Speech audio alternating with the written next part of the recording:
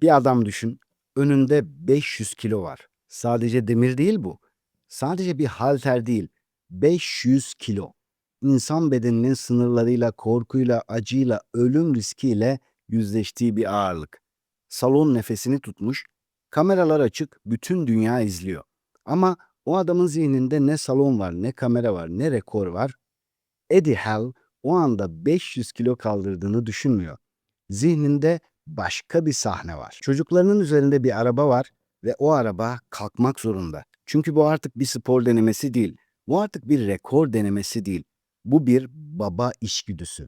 Bu bir hayatta kalma sahnesi. Bu bir anlam patlaması. Ve işte soru şu. Ağırlık aynı ağırlık, demir aynı demir, yer çekimi aynı yer çekimi. Ama beyin o ağırlığa başka bir anlam yüklediğinde bedenin cevabı değişir mi?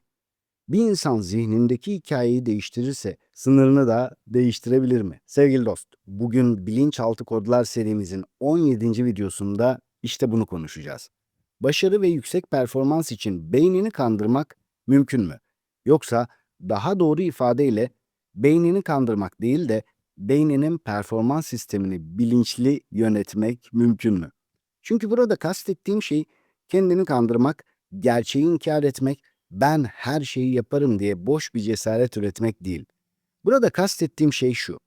Beyninin bir göreve verdiği anlamı, zihninde kurduğu görüntüyü, iç konuşmanı, beklentini, algıladığın eforu ve o işin arkasındaki büyük nedeni bilinçli şekilde yönetmek. Çünkü bazen performans değiştiren şey yapılan iş değil, beynin o işe yazdığı hikayedir. Bir sunum sadece sunum değildir. Bir sınav sadece sınav değildir. Bir satış görüşmesi sadece satış görüşmesi değildir. Bir ağırlık sadece ağırlık değildir. Bir kamera karşısına geçmek sadece konuşmak değildir. Bir telefon açmak yalnızca telefon açmak da değildir. Beynin o eyleme ne anlam yüklediyse beden ona göre hazırlanır. Tehdit mi? Fırsat mı? Aşağılanma ihtimali mi? Eleştirilme ihtimali mi? Hizmet etme fırsatı mı? Başarısızlık riski mi? Kendini kanıtlama alanı mı? Yıkım mı? Gelişim mi? İşte bugün bunu konuşacağız. Zihinsel imgelemeden bahsedeceğim. İç konuşmanın performansı nasıl değiştirdiğini beraber göreceğiz. Plasebo etkisinin sadece boş inanç olmadığını, beklentinin bedende gerçek yanıtlar oluşturabildiğini konuşacağız. Nocebo dediğimiz olumsuz beklentinin performansı nasıl düşürebileceğini de göreceğiz. Bunu yaparken bilimsel araştırmalardan ve gerçek hikayelerden her zaman olduğu gibi yine bahsediyor olacağım ve videonun sonunda sevgili dost sana 5 adımlık bir performans çerçevesi de vereceğim. Zor bir işi beyninin gözünde nasıl yeniden adlandırırsın? O işe nasıl anlam yüklersin? Zihninde nasıl prova edersin? İç konuşmanı nasıl değiştirirsin? Ve bugün en küçük performans kanıtını nasıl üretirsin? 8 bölümde konuşacağız. Hazırsan, yani çayın kahven hazırsa hadi gel başlayalım. Birinci bölüm, beyin yükü değil, yükün anlamını da taşır. Şimdi Eddie Hall örneğine tekrar dönelim. 2016 yılında 500 kilo kaldırarak tarihe geçti. 500 kilo bir insan için hayal etmesi bile zor bir ağırlık. Ama bu kaldırışı özel yapan şey sadece fiziksel güç değildi. Onun daha sonra anlattığı şey çok çarpıcıydı. Bu kaldırışa hazırlanırken hipnoterapi ve zihinsel canlandırma kullandığını, zihninde ağırlığı değil, çocuklarını kurtarma sahnesini taşıdığını söylüyordu. Yani orada halter yoktu. Zihninde çocuklarının üzerinde bir araba vardı ve o araba kalkmalıydı. Bak, bunu çok dikkatli anlayalım. 500 kilo fiziksel olarak 500 kilodur. Beyin ne düşünürse düşünsün, yer çekimi değişmez. Kasın, tendonun, sinir sistemin, kalbin, kan basıncın, teknik kapasiten gerçek faktörlerdir. Ama insan performansı sadece kasla açıklanamaz. Beyin o görevi nasıl çerçeveliyorsa bedenin o göreve verdiği cevap da değişebilir. Bir ağırlığa bu beni ezecek demek başka bir sinir sistemi durumudur. Aynı ağırlığa bu benim hayatımın görevi demek başka bir sinir sistemi durumudur. Bir sahneye rezil olacağım demek başka bir beden kimyası üretir. Aynı sahneye bir kişiye ilham olacağım demek başka bir beden kimyası üretir. Bir işi bunu yapmak zorundayım diye görmek başka bir şeydir.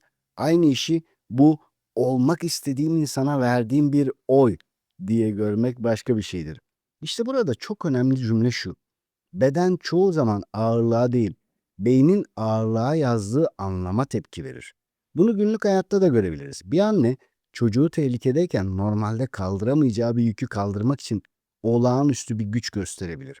Bir asker bir arkadaşını kurtarmak için normalde giremeyeceği bir tehlikeye girebilir. Bir sporcu sadece kendisi için değil, ailesi, ülkesi, takımı, hocası ya da verdiği bir söz için yarıştığında başka bir derinlikten güç bulabilir. Çünkü anlam performansın yakıtlarından biridir. Anlam sadece güzel bir motivasyon cümlesi değildir. Anlam beynin bu önemli demesidir. Beyin bir şeyi önemli gördüğünde dikkat değişir, odak değişir, enerji kullanımı değişir, acıya dayanma biçimi değişir, risk algısı değişir, efor algısı değişir. Yani bazen insan kasıyla değil, anlamıyla da kaldırır. Ve işte bilinçaltı kodlar açısından soru şu: senin önündeki ağırlık ne? Bir iş mi? Bir sınav mı? Bir kamera mı? Bir sahne mi? Bir satış görüşmesi mi? Bir karar mı? Bir ilişki konuşması mı? Bir spor hedefi mi?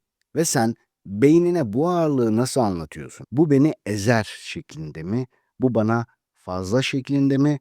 Ben bunu yapamam şeklinde mi? Yoksa bu benim yeni kimliğimin kapısı şeklinde mi? Çünkü beynin göreve yazdığı hikaye değişirse, bedenin göreve verdiği cevap da değişmeye başlayabilir. İkinci bölüm zihinsel imgeleme, yani zihinde prova. Beynin provası bedenin hazırlığıdır. Şimdi burada çok meşhur bir isimden bahsetmek istiyorum. Dennis Waitley. Kitabımda da anlatmıştım bunu. Çok ama çok önemli bir olay. Dennis Waitley, performans psikolojisi, başarı psikolojisi ve sporcularla yaptığı çalışmalarla tanınan önemli bir isim. Onun olimpik sporcularla ilgili çok meşhur bir anlatısı vardır. Waitley'in anlattığına göre olimpik sporcular bir biyolojik geri bildirim cihazına bağlanıyor. Sonra onlardan yarışlarını sadece zihinlerinde canlandırmaları isteniyor. Yani pistte değiller, havuzda değiller, gerçek bir yarışın içinde değiller. Ama zihinsel olarak oradalar, olimpiyattalar, start verilmiş ve başlamışlar. Sporcular yarışları zihinlerinde canlandırırken kas aktivasyon kalıpları gerçek performanstakine çok benzer biçimde tepki veriyordu.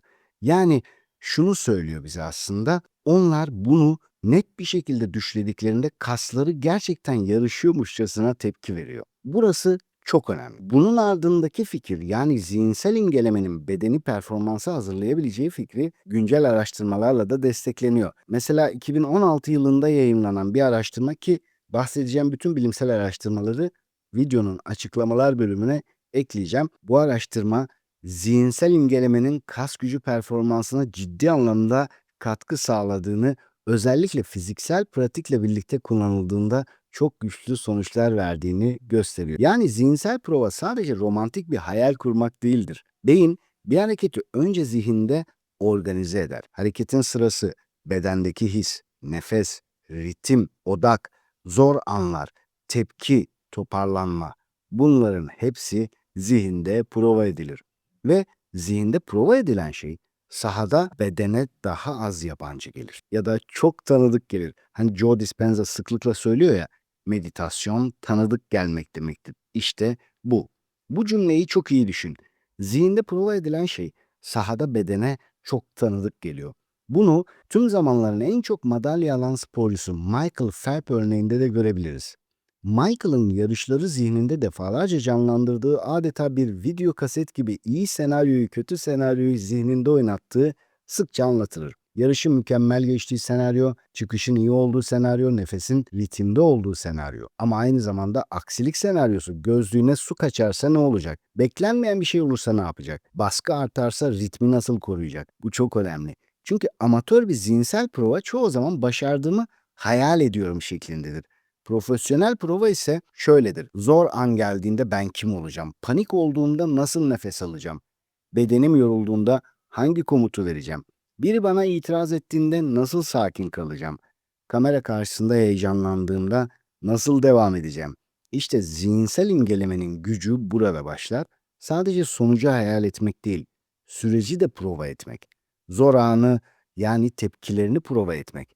beynine şunu öğretmek. Ben bu sahneyi daha önce gördüm. Bir sunum yapacaksan sahneye çıkmadan önce zihninde yürü. İlk cümleni duy, ışığı gör, insanların yüzünü gör, heyecanı hisset. Sonra nefes aldığını, durduğunu, gülümsediğini ve konuşmaya devam ettiğini prova et. Artık sahneye çıkma anın geldiğinde sahne emrine amade olsun. Bir satış görüşmesine gideceksen itirazı zihninde duy. Sonra savunmaya geçmek yerine soru sorduğunu, dinlediğini, sakin kaldığını prova et. Bir spor hedefin varsa sadece kazandığın anı değil, yorulduğun anı da prova et. Çünkü beyin sadece başarı fotoğrafıyla değil, sürecin sinirsel haritasıyla hazırlanır. Beynin provası bedenin hazırlığıdır. Üçüncü bölüm iç konuşma. İç sesin beyninin performans komut satırıdır. Bu cümle çok önemli çünkü birçok insan iç konuşmasını sadece düşünce zanneder. Oysa iç konuşma bazen bedene verilen bir komuttur. Ben yapamam dediğinde bu sadece bir fikir değildir. Bedeninin duruşunu etkiler, nefesini etkiler, odaklanmanı etkiler, cesaretini etkiler, enerjini etkiler. Dayanamıyorum dediğinde beyninin eforu yorumlama biçimi değişir. Bir adım daha at dediğinde aynı efor başka bir çerçeveye girer. Bitti başka bir komuttur. Ritmi koru başka bir komuttur. Ben zaten böyleyim başka bir komuttur. Şu an yeni kimliğime kanıt üretiyorum başka bir komuttur. Burada çok güçlü bilimsel bir çalışma daha var. 2014 yılında yayımlanan bu çalışmada motivasyonel iç konuşmanın dayanıklılık performansını arttırabildiği ve kişinin algıladığı eforu düşürebildiği kanıtlandı. Yani insan fiziksel olarak zorlanırken iç konuşma onun bu ne kadar zor yorumunu etkileyebiliyor. Bak, burada kilit kavram şu: algılanan efor. Yani bedeninin ne yaptığı kadar beyninin o eforu nasıl yorumladığı da önemli. Bazen sınır kasın bittiği yerde değil, beyninin bu artık çok zor dediği yerde başlar. Bunu spor dışında da düşün. Kamera karşısına geçeceksin. İç konuşman şöyle olabilir: ya yanlış konuşursam, ya insanlar beğenmezse, ya komik duruma düşersem. Bu iç konuşma bedenini tehdit moduna sokar. Nefesin daralır, ses titrer, zihin değişir. Ama iç konuşman şöyle de olabilir: ben burada mükemmel görünmek için değil, bir kişiye fayda sağlamak için varım. Birilerine ilham vermek için, bilgi vermek için varım. Birilerinin içini ısıtmak için varım. Bir cümle bir insana dokunabilir. Heyecan düşmanım değil, bedenimin enerji üretme biçimi. Ritmi koru, devam et. Bu bambaşka bir performans komutudur işte. Satış görüşmesine gideceksin mesela. İş konuşman şu olabilir: ya beni reddederse, ya itiraz ederse, ya satamazsam. Ama şöyle de olabilir: ben bir şeyi zorla satmaya gitmiyorum. Bir insanın ihtiyacını anlamaya gidiyorum. Ben baskı değil, değer sunuyorum. Katkı sunuyorum. Ritmi koru, dinle, soru sor. Bir spor yapacaksın. İç konuşman şu olabilir: çok zor, yapamayacağım. Ya da şöyle: bir tekrar daha. Formu koru, nefesine dön. Bu tekrar yeni kimliğime verdiğim yeni bir oy. İşte bu iç konuşma da olabilir. Sadece moral vermek değil, beynin eforu nasıl anlamlandıracağını belirlemek. O yüzden kendine şunu sor: ben zor anlarda bedenime hangi komutu veriyorum? Kaç şeklinde mi? Bitti şeklinde mi? Yapamam mı? Rezil olacağım mı? Yoksa bir adım daha, ritmini koru, nefesine dön, yapabilirsin, bunun bizim için bir anlamı var şeklinde mi? Ya da bu sadece bir sahne, ben bu sahneyi yönetebilirim şeklinde mi? Çünkü iç sesin beyninin performans komut satırıdır. 4. Plasebo, inanç bedende gerçek yanıtı oluşturabilir. Sevgili dost, plaseboyu bazı insanlar küçümsüyor veya birçok insan plasebo deyince sahte şeyler zannediyor. Öyle düşünüyor. Oysa plasebo etkisi bize şunu gösterir: beklenti bedende gerçek yanıtlar oluşturabiliyor. Plasebo sahte bir etki değildir. Beklentinin bedende gerçek bir yanıt üretmesidir. Bu bölümde 3 tane güçlü örnekten bahsedeceğim. Birinci örnek 1972 yılında William Seville ve bir arkadaşının yayımladığı spor performansında plasebo etkisinin klasik örneklerinden biri olarak kabul edilir. Bu çalışmada sporculara gerçek anabolik steroid yerine plasebo verilmesine rağmen steroid aldıklarına inandıklarında güç kazanımlarında artış gözlendiği aktarılmıştı. Burada önemli olan şu: beden sadece verilen maddenin kimyasına değil, beynin o maddeye yüklediği anlama da tepki verebiliyor. Eğer beyin ben performans arttırıcı bir destek aldım diye bekliyorsa motivasyon, efor toleransı, risk alma ve çalışma yoğunluğu değişebilir. İkinci örnek 2006 yılında yayımlanan bir araştırma. Burada da kafein plasebo bisiklet çalışması diyebiliriz. Bu çalışmada bisikletçilere farklı dozlarda kafein aldıkları söyleniyor. Fakat bazı koşullarda aslında plasebo veriliyor. Yani beklenti oluşturuluyor ve kafein aldığına inanmak performans üzerinde etkiler oluşturabiliyor. Bunu şöyle düşün, beden sadece aldığı şeye değil, aldığına inandığı şeyin anlamına da cevap verebiliyor. Üçüncü örnek Fabrizio Benedetti, Antonella Pollo ve Luana Collaggio'nun 2007 yılında The Journal of Neuroscience dergisinde yayımladığı bir çalışma. Bu çalışma özellikle ağrı dayanıklılığı ve fiziksel performans açısından çok çarpıcı. Yani bu çalışmada da yine içinde hiçbir farmakolojik özellik bulunmayan ya da madde bulunmayan bir şey veriliyor insanlara. Bazen bir şeker, bazen bir sıvı ve kişi bir ağrı kesici aldığını zannediyor. O anda da gerçekten ağrı kesiciye ihtiyacı var. Halbuki verilen içi boş bir şey. Ancak yine de birçok kişinin ağrıları geçiyor, bazılarının da azalıyor. İşte bu ve diğer örnekler bize şunu söylüyor sevgili dost.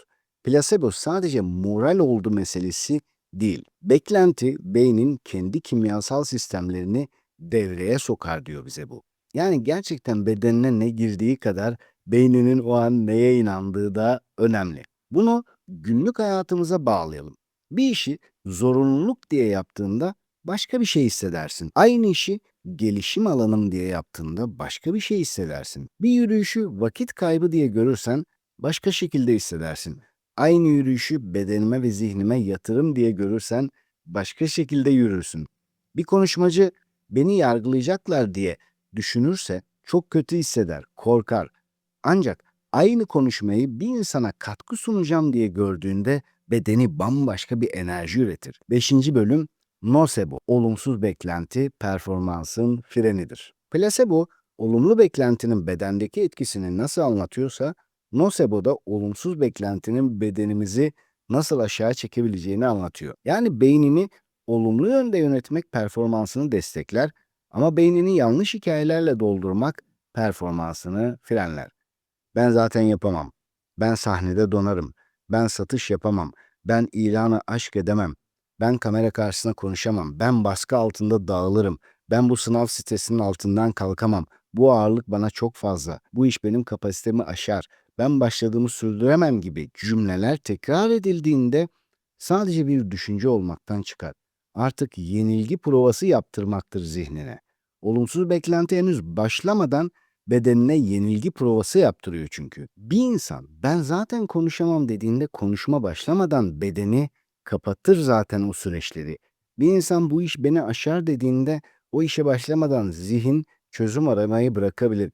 Bu sınav benim için çok zor, yapamam dediğinde zaten o sorular karşısında zihin kendini çoktan kapatmıştır. İşte bilinçaltı burada çok ilginç çalışır. Bilinçaltı çoğu zaman haklı çıkmak ister. Yani bize haklı çıkarmak ister. Sen ona ben yapamam dersen o da yapamamanı destekleyen verileri toplar. Mantığı yoktur, muhakeme yeteneği yoktur, sana faydalı olmaya uğraşmaz. Sen ona insanlara güvenilmez dersen o da güveni bozacak işaretleri arar. Bu yüzden bazı insanlar sadece başarısız olmaz. Başarısızlık beklentisini gerçekleştirir. Bazı insanlar sadece dağılmaz. Dağılacağına dair iç hikayeyi tekrar eder. Bazı insanlar sadece yorulmaz. Ben zaten dayanamam komutuna bedenini teslim eder. Yani nocebo bize şunu söylüyor.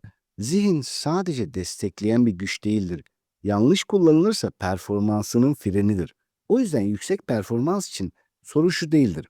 Ben ne kadar motiveyim? Soru şudur. Ben beynime hangi beklentiyi yüklüyorum? Bu iş beni ezecek mi yoksa beni geliştirecek mi? Bu sahne beni rezil mi edecek yoksa beni büyütecek mi? Bu ağırlık beni bitirecek mi yoksa bana yeni bir kimlik kanıtı mı verecek? Çerçeve değişirse bedenin sahneye hazırlanma biçimi de değişir. Altıncı bölüm anlam yükleme. İnsan bazen kasla değil anlamla dayanır. Bu bölüm videonun kalbi sevgili dost. Çünkü bazen insanı sınırın ötesine taşıyan şey teknik bilgi değil anlamdır. Eddie'yi hatırla. Zihninde çocuklarını kurtarma sahnesini canlandırıyordu. Ama biz bu topraklardan da çok iyi bir örnek biliyoruz bu konuda. Rahmetli Naim Süleymanoğlu. O sadece bir halter kaldırmadı, bir milletin sesini kaldırdı. 1988'de Seul Olimpiyatlarında öyle bir yarıştı ki 190 kilo kaldırdı. Kaldırmasına hiç gerek yoktu bu arada. Rakibi çok daha azını kaldırmıştı. 500 gram 1 kilo fazlasını kaldırsa zaten şampiyondu. Ama o diyordu ki en büyük, en sıra dışı şeyleri yapmalıyım ki bütün mikrofonlar bana uzatılsın. Çünkü Bulgaristan'da insanlar isimlerini kullanamıyor, dinlerini yaşayamıyor, istedikleri gibi inançlarına göre hayatlarını sürdüremiyor. Kimlikleri yok edilmiş. İşte ben onların sesini duyurmalıyım. Bu sebeple normal şartlarda altına giremeyeceği, kendi ağırlığının 3 katından 10 kilo fazlasını yok artık denilecek kadar büyük bir ağırlığı kaldırabilmişti. Çünkü mesele rakibi geçmek değildi. Mesele çok daha büyüktü. Mesele kendi hikayesinden bile büyüktü. İşte anlam böyle bir şeydir. İnsanı kendi sınırının dışına çıkarır. İşte burada çok güçlü bir cümle var. İnsan bazen gerçekten kasıyla değil, anlamıyla dayanır. Kaslarıyla değil, o olaya yüklediği anlamla. Bunu sadece sporcular için düşünme. Bir anne yıllarca çocuğu için çalışır. Bir baba ailesi için ayağa kalkar en zor anlarda. Bir öğretmen bir öğrencinin hayatına dokunmak için yorulsa bile devam eder. Bir girişimci sadece para için değil, kurduğu şeyin anlamı için dayanır zorluklara. Bir yazar sadece kitap bitsin diye değil, bir insana daha dokunabilmek için yazar. Bir yaşam koçu sadece seans yapmak için değil, bir insanın kendi gücünü hatırlamasına aracı olmak için çalışır. Anlam varsa efor farklı hissedilir. Anlam varsa acı başka bir şekilde taşınır. Anlam varsa zorluklar başka şekilde okunur. Anlam yoksa küçük bir yük bile ağır gelir insana. Anlam varsa büyük bir yük bile taşınabilir hale gelir. Bu yüzden yüksek performans için kendine sadece şunu sorma. Ne yapacağım? Şunu sor. Bunu neden yapmalıyım? Bunu neden yapıyorum? Bu kime hizmet edecek? Bu hangi değerime bağlı? Bu hangi kimliğimi büyütecek? Bu hangi sözümün karşılığı? Çünkü beyin anlamı sever ve anlam performansın en derin yakıtıdır. 7. bölüm beynini kandırmak değil, çerçeveyi değiştirmek. Sevgili dost, buraya kadar anlattıklarımı beynini kandırmak olarak değil, bir şeye yüklediğin anlamın çerçevesini değiştirmek olarak düşün. Sanki bir resmin çerçevesini değiştirir gibi. Buraya kadar beynini kandırmak ifadesini zaman zaman kullandım ancak doğru yere oturtmamız gerekiyor burayı. Beynini kandırmak gerçeği inkar etmek değil. Gerçek ağırlık varsa vardır, zorluk varsa vardır, risk varsa vardır. Gerçek hazırlık gerekiyorsa da tabii ki yapılmalıdır. Ancak yine de o gerçek zorluğun ya da ağırlığın üzerine başka bir şey söylenebilir. Bu çok zor dedikten sonra bu beni büyütecek ya da heyecanlıyım ve arkasından şunu ekleyebilirsin. Bu bedenimin performans için enerji üretmesi. Reddedilebilirim diyebilirsin ama arkasından şunu ekleyebilirsin. Ve bu benim değerimi belirlemez. Yoruldum diyebilirsin ve arkasından şunu ekleyebilirsin. Bir adım daha atabilirim yine de. Bunu daha önce yapmadım diyebilirsin. Yine de arkasından şunu ekleyebilirsin. Bu yüzden beynime yeni bir deneyim sunuyorum. Gerçeği inkar etmekten bahsetmiyoruz yani. Beyninin gerçeğe yazdığı çerçeveyi değiştirmekten bahsediyor. Bu cümleyi çok seviyorum. Gerçeği inkar etme, beyninin gerçeğe yazdığı çerçeveyi değiştir. Çünkü insan çoğu zaman olaylara değil, olayların çerçevesine tepki verir. Bir sahneye tehdit demek bedeni kapatır, aynı sahneye gelişim alanı demek bedeni açabilir. Bir itiraza reddedildim demek savunmaya geçmektir. Aynı itiraza daha iyi anlamam gereken bir ihtiyaç var dersen doğru soruları sorarsın. Bir hataya ben beceriksizim dersen kimliğin sarsılır ama aynı olaya sistemini geliştirecek bir veri geldi dersen öğrenirsin. Çerçeve değişirse tepki değişir. Tepki değişince davranış değişir. Davranış değişirse sonuçlar değişmeye başlar. Ve geldik son bölüme. 8. bölüm 5 adımlı performans çerçevesi. Yani uygulama yapacağız. Bu videodan sonra sadece evet güzel anlattı demeni istemiyorum. Bugün kullanabileceğim 5 adımlık bir performans çerçevesi vereceğim sana. Bunu bir sunumdan önce kullanabilirsin, bir satış görüşmesinden önce kullanabilirsin, bir sınavdan önce kullanabilirsin, antrenmandan önce kullanabilirsin.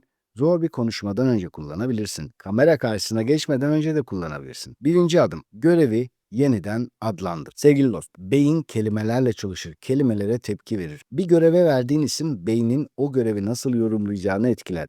Sunum yapacağım demek yerine bir kişiye cesaret vereceğim. Satış görüşmesi yerine bir insanın ihtiyacını anlamaya çalışacağım. Spor yapacağım yerine bedenime yeni bir kimlik kanıtı vereceğim. Zor bir konuşma yapacağım yerine ilişkimde dürüstlüğe yer açacağım. Video çekeceğim yerine bir insana farkındalık taşıyacağım. Bir sınava gireceğim yerine örneğin çocuklarım için kazanacağım, eşim için kazanacağım, geleceğim için kazanacağım diyebilirsin. Görevi yeniden adlandır. Çünkü isim değişirse çerçeve değişir. İkinci adım, anlamı yükselt. Bu görevin arkasında daha büyük bir neden var mı? Bu sadece para mı? Özgürlük mü? Bu sadece konuşma mı? Yoksa bir insanın hayatına dokunmak mı? Bu bir spor mu? Yoksa bedenine saygı mı? Bu ders çalışmak mı? Yoksa gelecekteki kimliğine yatırım mı? Kendine sor. Bu görev hangi değerime hizmet ediyor? Kime katkı sağlayayım? Ben bu işi yaptığımda hangi insan oluyorum? Anlam yükselirse eforun duygusu da değişir. Üçüncü adım, zihinsel prova yap. Gözlerini kapat, en zor anı zihninde canlandır. Ama eski tepkiyi değil, yeni bir tepkiyi prova et. O sunumda heyecanlandığın anı gör, sonra derin bir nefes aldığını, birkaç saniye durduğunu ve devam ettiğini gör. Satışta bir itiraz geldiğini duy, sonra savunmaya geçmek yerine soru sorduğunu gör. Bir müsabakada yorulduğunu hisset, sonra bir tekrar daha dediğini gör. Zor bir konuşmada, bir tartışma anında karşı tarafın tepki verdiğini gör ama sonra kendini sakin bir şekilde net konuştuğunu gör. Beynine yeni sahneleri göster. Çünkü zihninde prova edilen şey sahada bedenine tanıdık gelir. Dördüncü adım, iç konuşmanı seç. Zor bir an geldiğinde kullanacağın tek cümlelik bir komutu önceden belirle. Bir adım daha, ritmini koru. Bunun bir anlamı var. Bunu şunun için yapıyorum diye. Şu an eski korkumu değil, yeni kimliğimi besliyorum şeklinde. Ya da bu sadece bir sahne. Ben bu sahneyi yönetebilirim. Ben burada mükemmel görünmek için değil, fayda sağlamak için varım gibi. Bu cümleyi önceden seç. Çünkü zor an geldiğinde beynin otomatik olarak eski cümleye dönebilir. Sen yeni cümleyi önceden hazırlarsan zor anda tutunacak bir komutun olur. Beşinci adım, küçük kanıtlar üret. Beyin sözden çok kanıta inanabilir. Ben değişiyorum demek güzel ama beynin sorar, kanıtın ne? Bugün en küçük performans kanıtın ne? Bir telefon açmak mı? Bir sayfa okumak mı? Bir tekrar mı? Bir prova mı? Bir görüşme mi? Bir dakikalık nefes çalışması mı? Bir video çekmek mi? Bir teklif mi? Bir adım mı? Küçük de olsa gerçek olsun. Çünkü küçük kanıtlar büyük kimlikleri inşa eder. İşte bu 5 adımla, yani görevi yeniden adlandırmak, anlamı yükseltmek, zihinsel prova yapmak, iç konuşmanı seçmek, küçük kanıtlar üretmek. Bu basit ama güçlü adımlarla çok şeyi değiştirebilirsin. Çünkü yüksek performans bazen büyük motivasyonlarla değil, doğru bir çerçeveyle başlar. Sevgili dost, umarım benim için keyifli olduğu kadar senin için de keyifli ve farkındalık dolu geçmiştir.